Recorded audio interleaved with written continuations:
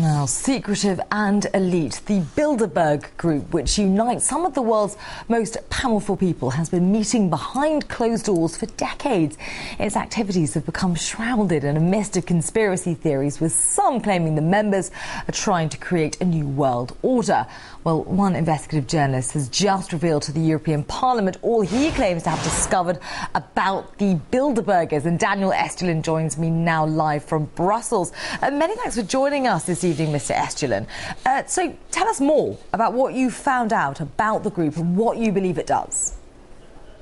Well, thank you. First of all, thank you so much for having me. I found out over almost 20 years of research that what's today called the Bilderberg Group already existed over 800 years ago. They were back then called the Venetian Black Nobility. In fact, Bilderberg is the creation of the Synarchy movement of empires, who are the plenipotentiary founders and financiers of Hitler.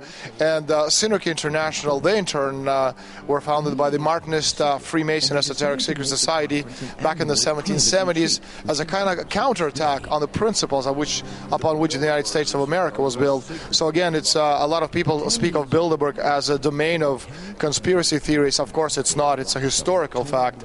And again, what's today called Bilderberg 800 years ago existed. It was called back then the Venetian Black Nobility. So interesting to hear that background. But what is it that you believe the group actually does today? And what evidence do you have to back up your claims? Well, the interesting thing is that a lot of people believe that Bilderberg is about one world government or creating the new world order. Especially people point out to a speech made by George W. Bush back in the 1990s about the creation of one world government. It's not about that at all. It's a meeting of people who represent a particular ideology. That ideology is of money. So the idea is not to create one world government, but rather the creation of one world company limited, where the financial concerns are far more powerful than any government on earth. And we're seeing right now as evidence, very, very simple. We had to see in Europe, we had nation states. We had countries with our own constitutions, our own flags, our own currencies, our own monetary policies, and now we don't have any of that. The entire Europe is being led and directed through Brussels. In that sense, Spain, where I live, it has a currency. We lost it. We had a constitution. That's now subordinate to the European constitution. Spanish flag is no longer ours. It's the European flag with little stars.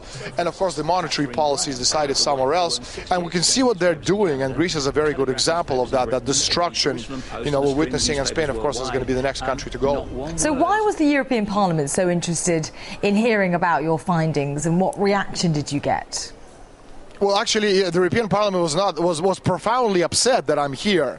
I was invited by Lega Norte, by Mario Borghesio, one of the senior European representatives from Italy, who came across Bilderberg actually in the Italian version of my book about 8 months ago. Well, he didn't know that these people existed, and the fact that some of the key decision-making process over the past 60 years were taking at Bilderberg obviously surprised and astonished him.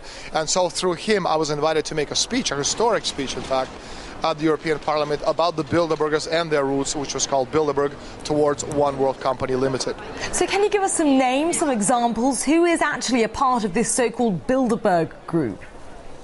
Well, this is the old NATO alliance. So you're talking about the European presidents, Prime Minister of Canada, the sitting president of the United States, top 50, 60 CEOs of the world's leading corporations, American senators and congressmen, European commissioners, all of the European royalty, of course, is present. And finally, talking about as well the leading bankers, the International Monetary Fund, the World Bank, the European Central Bank, the World Bank, and finally they're joined, and we have a lot of noise. I hope you can still hear me.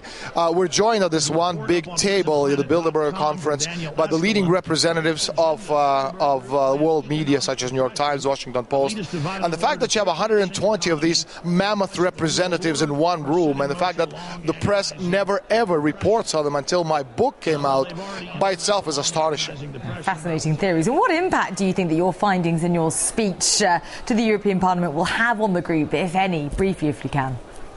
I'm sorry, you're going to have to repeat that because, again, there's a lot of noise coming from people to my right. No, that's fine. Just very briefly, if you can, what impact do you think that your findings and your speech that you gave to the European Parliament will have on the group, if any?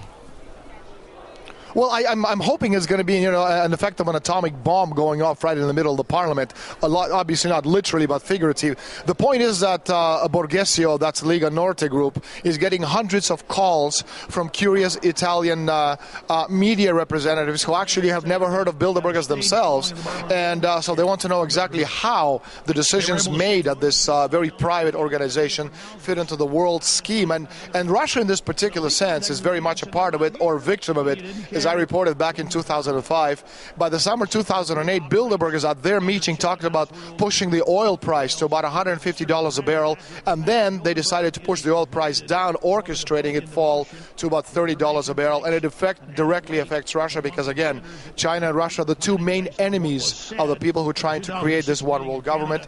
And Russia having a lot of oil, if you can actually destroy the oil price and push it down, you're destroying Russia's economy. And China, on the other hand, which has no oil to speak of, anything you make requires a lot of oil. So by pushing the oil price, by orchestrating, you know, the price at $147.50 a barrel, you're destroying the Chinese economy. So yes, Russia, is, needless to say, has been on the receiving end of the Bilderberger planning and scheming.